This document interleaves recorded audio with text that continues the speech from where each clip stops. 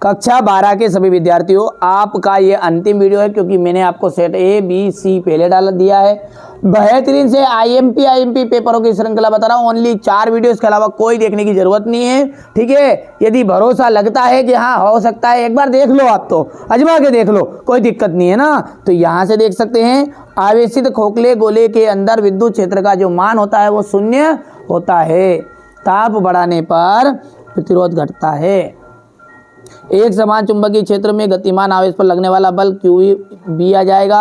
विद्युत चुंबकीय प्रेरण में प्रेरित विद्युत वाहक बल स्वतंत्र होता है कुंडली का प्रतिरोध।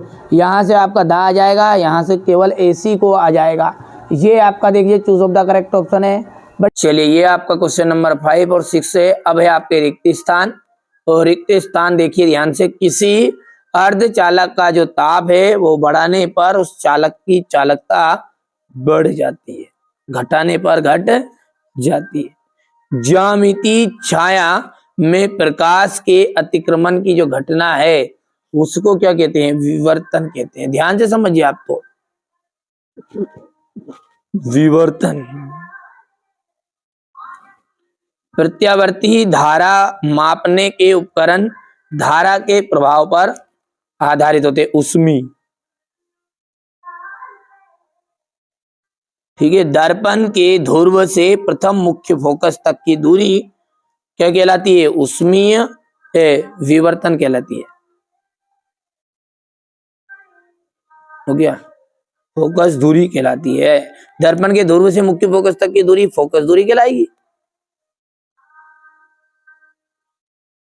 उच्च तरंगों की जो खोज है वो डी ब्लॉगली ने की थी।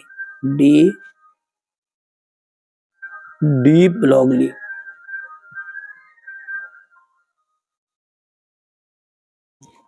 नाभिक में न्यूट्रॉन का द्रव्यमान लगभग प्रोटॉन के द्रव्यमान के बराबर होता है।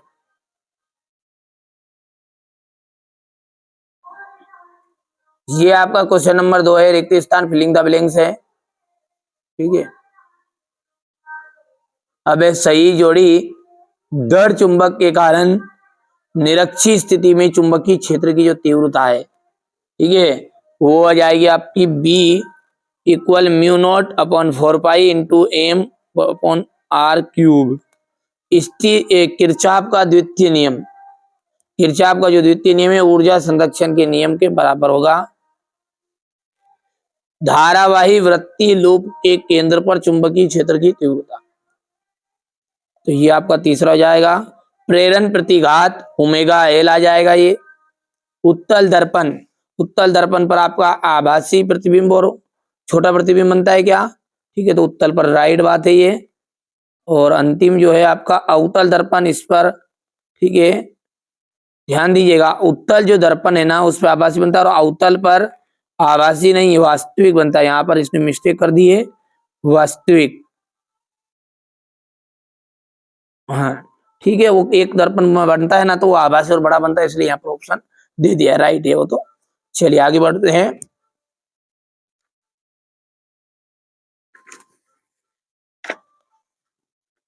ये देखिएगा यहां से क्वेश्चन नंबर 3 जो है, ठीक है, तो यहाँ से इंग्लिश मीडियम वाले बच्चे बढ़िया से कंप्लीट करेंगे, स्क्रीनशॉट ले सकते हैं यहाँ से, ठीक है। ये हो गया। इसके बाद में आपका है धातुओं में ऊर्जा का जो अंतराल होता है वो कितना होता है? धातुओं में ऊर्जा का अंतराल 0 होता है। एन प्रकार के अर्धचालक में बहुसंख्यक आवेश वाहक क्या होता है? मुक्त इलेक्ट्रॉन।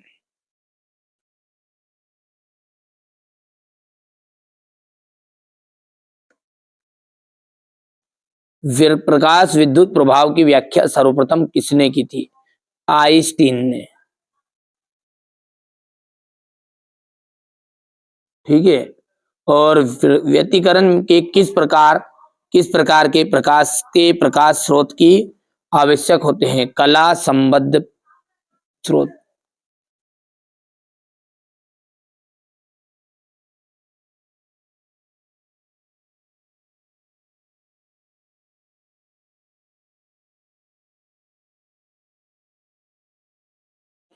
विस्थापन धारा किस कारण से उत्पन्न होती है? समय परिवर्तनी।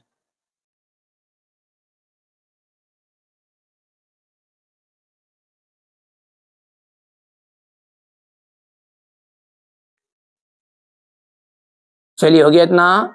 इसके बाद में आपका देख लीजिए क्वेश्चन नंबर, ये 4 इंग्लिश मीडियम वाले बच्चों का, थोड़ा सा छोटा कर देता हूं ताकि आपको पूरा सॉल्यूशन मिल जाए। ये हो गया।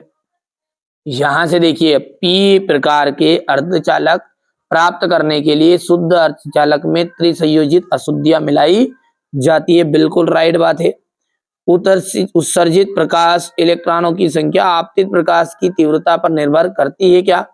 बिल्कुल। नाभिकीय संलयन एवं नाभिकीय विखंडन में ऊर्जा उत्पत्ति का कारण द्रव्यमान क्षति है। सत्य बात है ये। इन प्रकार के अर्धचालक में बहुसंख्यक आवेश वाहक इलेक्ट्रॉन होते हैं। और क्वेश्चन नंबर ये जो 5 है आपका, ये देख लीजिए असत्य रहने वाला है। हो गया।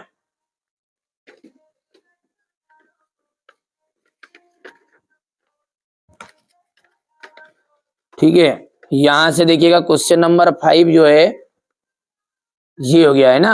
संधारित्र किसे कहते हैं? किसी चालक की धारिता से क्या तात्पर्य है?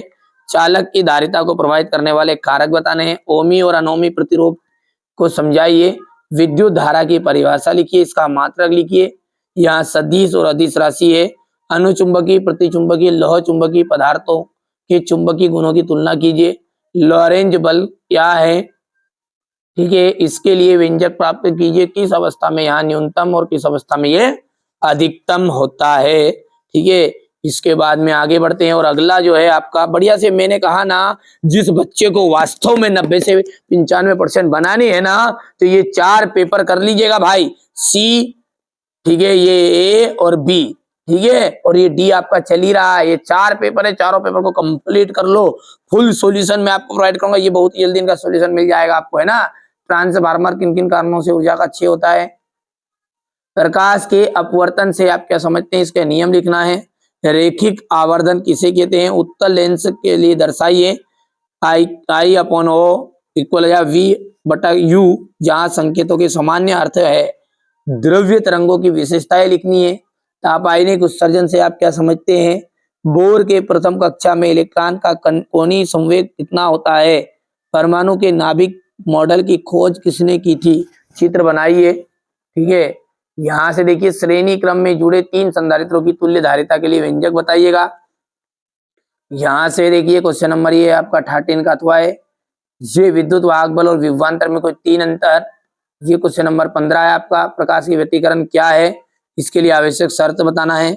किसी लेंस की फोकस दूरी किन किन कारकों पर निर्भर करती है और किस प्रकार?